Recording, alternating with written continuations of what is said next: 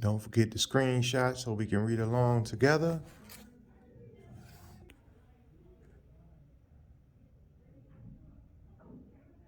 Get your screenshot on so we can read along together, in case you don't have the book.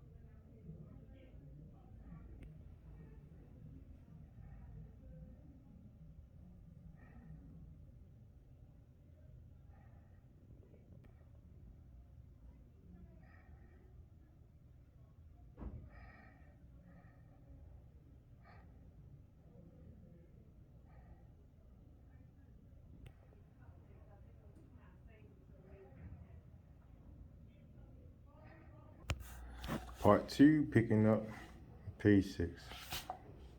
Yes, this is a bold claim about a novel emergence, but it is backed by our own behavior and our sciences.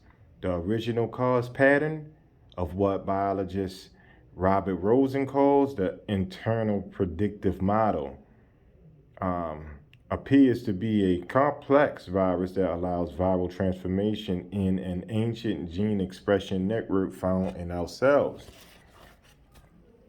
To test this bold claim further, we must simply recognize the variety of natural patterns in our behavior that can be compared to the activities of specific viruses that self-assemble and use ancient glycosis gene expression network. Although correlation is not causation, if a correlation exists between viral lifestyles and human behavior, then we have found a science of human behavior endorsing the evolutionary potential of our viral DNA. After all, emergence is a fundamental property of complex systems such as ours. In ancient Egypt and other early cultures have identified a synergistic hybrid coupling of human and viral DNA for adaptive evolution in the microscopic quantum environment. With this idea of self-organization in mind, let's first consider the nature of the proposed internal predictive model as identified by the ancient Egyptian pharaonic priesthood so that we can understand the evolutionary meaning of our own creativity and the biological idea of DNA immortalization. The good, the bad, and the ugly. Correlation is not causation, but it implies some type of causal relation. Contemporary microbial experiments describe the same series of viral protein actions modeled by Egyptian deities as a journey along the ancient glycosis gene expression network. The semiotic phenomenology of the Egyptian pharaonic priesthood scientifically details the survival message for humans, for it involves horizontal gene transfer or DNA exchange with a complex bacterial virus called bacteriophage lambda, phage for short, pronounced like cage. This virus may be the mechanism governing pattern formation in our macrocosm. Throughout history, this metal binding virus has been used as a medicine, as it is today, and it is also used for cloning purposes in our genetic engineering labs. Now, if the mention of virus induces microphobia in your mind, consider this logic. If we break microbes down into categories of good, the bad, and the ugly, then the ugly viruses would be HIV, Ebola, harmful bacteria would be the bad microbes, and the good viruses would be the viral bacteriophages, which attack bacteria and use that are used in medicine to remedy diseases. Because a bacteriophage has ample space on its DNA chromosome to carry other fragments of DNA from various cell types, including human. Scientists use the virus as a ferry boat to carry fragments of DNA into the cell. In ancient Egyptian texts, the sun god's ferry boat is the sign of the hybrid merger of metal binding viral DNA, which with organic human DNA. The text supports that the resulting chemical transformation produces an emergent state of being a quantum or crystallized light that is hybrid, metallic, and alive with the command and power expressed by the hybrid Egyptian Sphinx at the pyramid complex of Giza. To understand Egyptian science and the relation of microbial uh, model of phage lambda, let's review its complex viral lifestyles and the ancient Egyptian core myth. The ferry boat phage, perhaps the ferry boat phage. Perhaps you remember H.G. Wells' forecast in The War of the Worlds about the final viral structure of humans, one similar to his sexless machine Martian.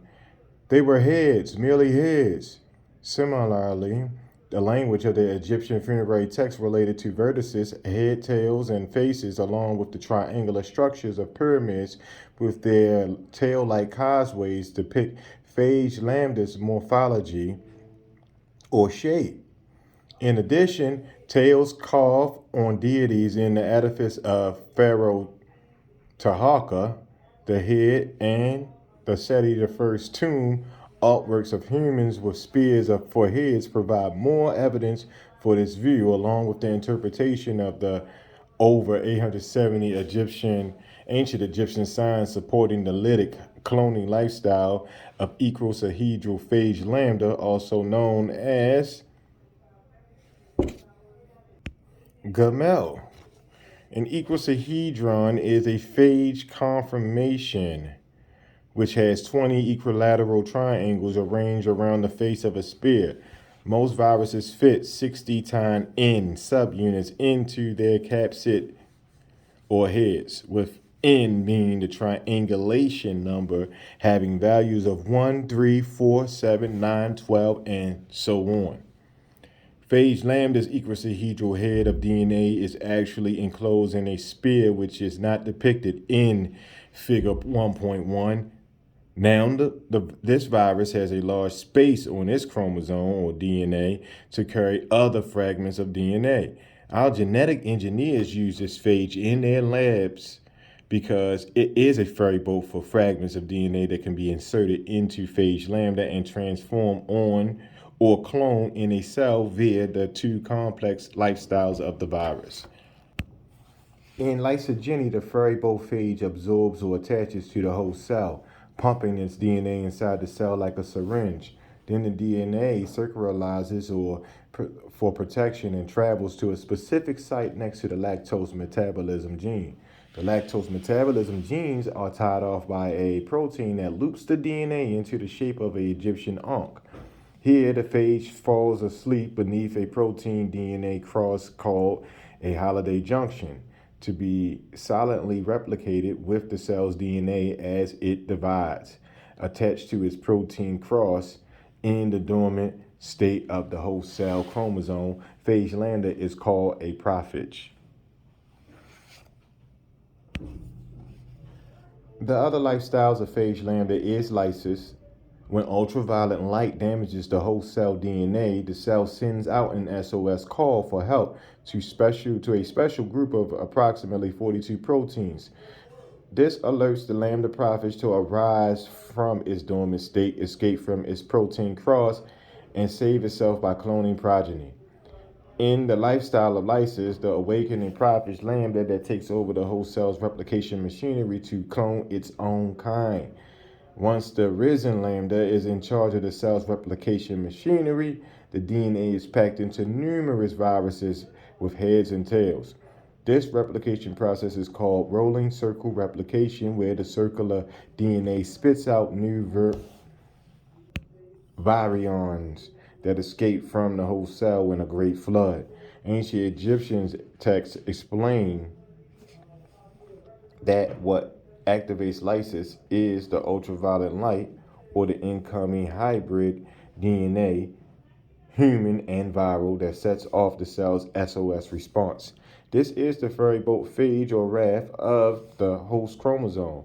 Relative to this viral ferryboat of proteins, biologists are aware of the lipid RAF hypothesis, supporting that a protein RAF may be involved in viral assembly as well as the viral point of entry into the cell. Ancient Egyptian texts support this hypothesis, for they describe a viral raft or ferryboat of activating proteins self-assembling at the viral point of cell entry to travel the ancient glycolysis fermentation gene expression network. Isis is present on the ferryboat, and she is the sign for the protein lactose permase that activates the lactose gene along this path. Now, Lambda's lifestyles are controlled by two competitive protein teams. The leading protein controlling lysogeny is the large receptor protein of 236 amino acids named C1 protein, pronounced C1. The opposing leading protein controlling lysis is a small repressor protein with only 66 amino acids named CRO protein.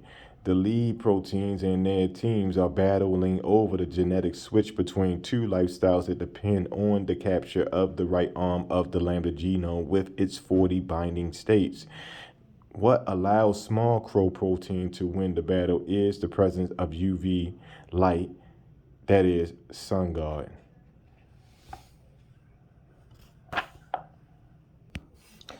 Horizontal gene transfer. What the unified signs in ancient Egypt text is the merger of a deceased human's DNA with the sun god's self-assembled viral ferryboat of DNA. This horizontal gene transfer, the exchange of DNA between two different species, a human and an ancient virus, that is actually present in the human body or our gut, microbe, intestine, stomach, and so on. Curiously, the ancient texts support that this exchange occurs at human death, when it is possible for DNA to escape the human body. It is known today that the genetic material released from the dead and living cells persists in all environments, and that DNA can be transferred from dead to living cells. When the International Human Genome Sequencing Consortium found a set of 223 proteins similar to bacterial proteins, it was likely that the genes entered our vertebrate lineage by horizontal gene transfer from bacteria.